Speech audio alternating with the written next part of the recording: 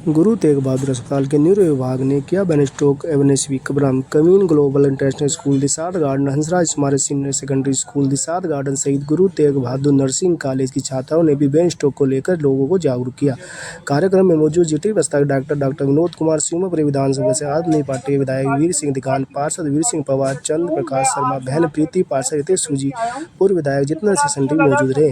साथ ही अस्पताल मेडिसिन विभाग के doctor Kuldeep Singh, doctor Ajay Sharma, neuro विभाग के डॉक्टर अभिवंशन, सीनियर कंसल्टेंट एलर्जी के डॉक्टर चंदन, रेडियोलॉजी विभाग के अध्यक्ष डॉक्टर रुचि सहित सभी गणमान्य व्यक्ति मौजूद रहे। स्ट्रोक से बचाव केवल डॉक्टरों की समाज की भी जिम्मेदारी है। हमें स्कूल, कार्यालय और ग्रामीण इलाकों में जागरूकता फैलानी चाहिए। स्ट्रोक के बाद फिजियोथेरेपी, स्पीच थेरेपी भी परिवार के लिए जरूरी हिस्सा है। पेरेंट्स को बताएंगे, जैसे सर ने एक एक्रोनिम बताया बी फास्ट, हिंदी में हम उसको ऐसे कह सकते हैं, अगर किसी को भी देखने में, दिखने में, हाथ पैर बोल चाल में दिक्कत है तो उसको तुरंत हॉस्पिटल पहुंचना।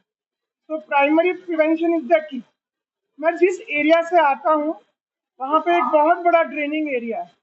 उस एरिया में अभी भी गांव-गांव तक लोगों में अवेयरनेस नहीं है। मेरे एरिया में अभी भी लोग वो कहते हैं ना देसी इलाज कराते हैं।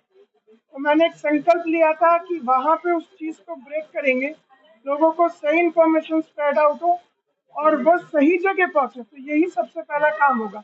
अभी भी वो समय पे हमारे पास नहीं आते, वो वहाँ पे जो छोटा एरिया जो देसी डॉक्टर होते हैं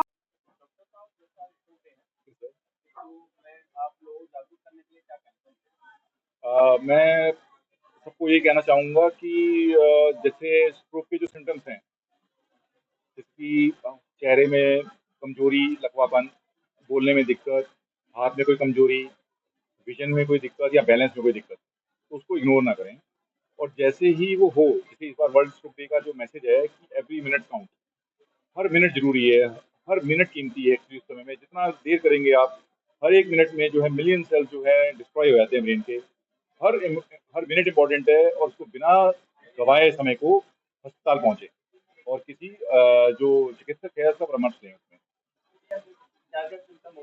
सिम्टम में एक्चुअली ऐसी दो हमारी मेन आर्टरीज हैं, एक आगे की सप्लाई करती है, एक पीछे का ब्रेन सप्लाई करती है। तो जैसे अगर आगे का इंटीरियर सप्लाई में जाएगा तो उसको क्या होगा, हाथ में कमजोरी आ सकती है, चेहरा मतलब कमजोर हो सकता है, इससे का बोलने में दिक्कत आ सकती है पेशेंट को, कभी कभी आंखों की रोशनी में दिक्कत आती है, कभी कभी उसको बैलेंस में दिक्कत आती है। ये सारे जो सिम्टम है इसका एक सिंपल सा फॉर्मूला है कि बी फास्ट।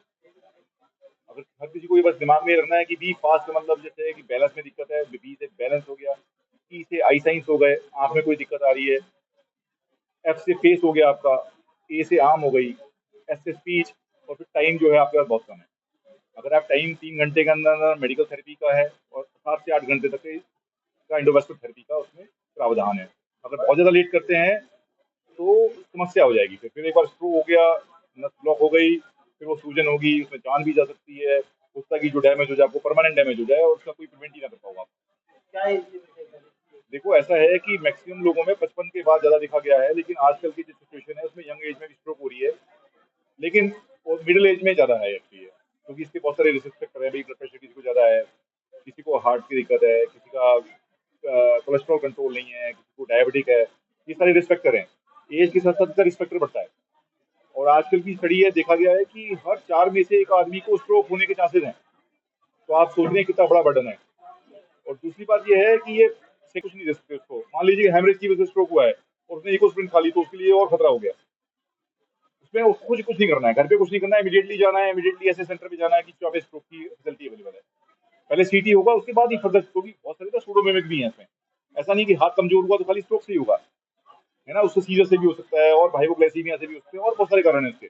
वो जो डॉक्टर है वही बता सकता है कि इसको क्या है, एग्जैक्ट कॉज क्या है इसका। लेकिन इसको वार्निंग को इग्नोर नहीं करना है, लेट द डॉक्टर डिसाइड। आपको टाइमली पहुंचना है, बस ये आपके हाथ में, बस और कुछ नहीं है आपके हाथ में। संदेश यही है कि मैक्सिमम लोग इससे अवेयर हों। पब्लिक में ये मैसेज जाना चाहिए कि भाई ये एक ऐसी चीज़ है जो प्रिवेंट कर सकते हैं। और अगर आप टाइम पे नहीं जाते हैं तो आप अपनी जान के साथ ही खेल रहे हैं। कमजोरी आप ही को होनी है। घर में आपके आग लगी है, उसको बुझाना आपको है। उसको बुझाने के लिए तुरंत ऐसी जगह जाना चाहिए कि जहाँ फायर स्टेशन हो, जहाँ पे उसको बुझाया जा सके। नहीं तो डैमेज कर देगी, फिर जल जाएगा। देखिए ऐसा है कि ईस्ट दिल्ली में हमारा जो सरकारी अस्पताल जीटीबी है, इसमें हमारे पास इंडोवेस्कुलर थेरेपी पूरी तरह से अवेलेबल है। मेडिसिन डिपार्टमेंट ने कमिट किया है और हम जल्दी ही जो है इसमें एक स्ट्रोक सेंटर खोलने की कोशिश करेंगे हम लोग, ताकि एक क्योंकि स्ट्रोक कॉरिडोर है, जैसे पेशेंट इंटर किया और उसके बाद उसको जो है ट्रीटमेंट में 10-15 मिनट से ज़्यादा नहीं होने चाहिए। एक बहुत डेडिकेटेड सेंटर चाहिए उसके लिए। अभी ये अवेयरनेस है फर्स्ट स्टेप। सेकंड स्टेप जो हम खोलेंगे इसका स्ट्रोक सेंटर हम डेवलप करेंगे, तो हम आपको इंटीमेट करेंगे, हम कम्प्रिहेंसिव केयर दे सकते हैं, क्योंकि इंडोवास्कुलर थेरेपी हम लोग डिपार्टमेंट में हम लोग कर रहे हैं। ऐसा इस दिल्ली में कोई भी हॉस्पिटल नहीं है सरकारी अस्पताल जो बजाय कि वो पहले लाल बहादुर जाएं, कड़कड़डुमा जाएं और फिर वहाँ से रेफर हो, एक वेस्ट है। और सेकंड मीडिया का रोल ये है कि वो पब्लिक को अवेयर करे कि स्ट्रोक हो ही ना, कि ओबेसिटी से बचें, सेडेंटरी लाइफस्टाइल से बचें, अच्छी डाइट लें। करेंगे हम। तो इसमें बेसिकली सिम्टम में आपको याद रखना है फास्ट, FAST फास्ट।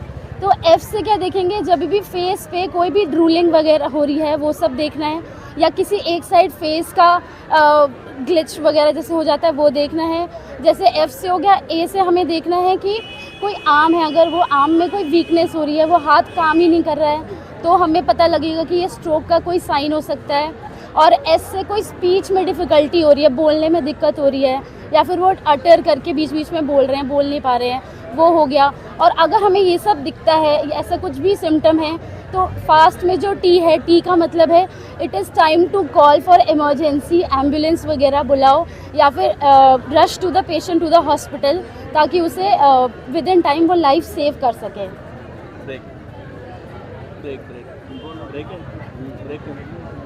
अच्छा, बुजुर्गों को ब्रेन स्ट्रोक के बारे में क्या मैसेज देना चाहेंगी पूजा जी आप? बुज़ुर्गों में आजकल यही देखा जा रहा है कि वो बहुत ज़्यादा स्ट्रेस लेते हैं, तो उनमें भी बहुत ज़्यादा ये इशू आ सकता है। बहुत ब्रेन पे बहुत ज़्यादा स्ट्रेस पड़ रहा है, प्रेशर पड़ रहा है, तो जो ब्रेन की ब्लड की आर्टरीज़ है उसमें ब्लड का क्लॉट होना वो देख सकते हैं आप। अगर कहीं एक्सीडेंट हो गया, वो वाला केस तो बिल्कुल ही अलग है। एक्सीडेंट हो गया, कहीं चोट लगी, कहीं पे वो हीमाटोमा बन जाता है, ब्लड क्लॉट हो जाता है, उसके वजह से पूरा ब्लड उसमें फ़्लो नहीं कर पाता, उसकी वजह से। और जैसे कि हम देख रहे हैं, जैसे जैसे एज बढ़ रही है, ये ब्लड प्रेशर हो गया या शुगर की बीमारी, ये सब अब तो आम हो गया है। अक्सर ये 35 या 40 इयर्स या इससे पहले भी अब देखने को मिल रहा है। एज लिमिट तो रह ही नहीं गई है, किसी को भी BP शुगर तो हो ही जा रहा है। तो एक गोली है जिसका नाम है सॉर्बिट्रेट, ये आप अपने पास हमेशा रखो। ये इसलिए नहीं कह रही कि आपको खुद के लिए ज़रूरत पड़ेगी, अगर आपको आपके सामने कुछ ऐसा केस दिखा। तो इस तरह से जो अवेयरनेस होगा, इससे कितने लोगों को फ़ायदा मिल सकता है? इससे तो बहुत ज़्यादा लोगों को, हम बच्चे हो गए, हम जैसे हैं, बूढ़े हो गए, बड़े हो गए, अगर हम अपने पड़ोस में बताएंगे, वो और लोगों को बताएंगे, तो इससे लगता है पूरी सोसाइटी को ही पता चल पाएगा इसके बारे में।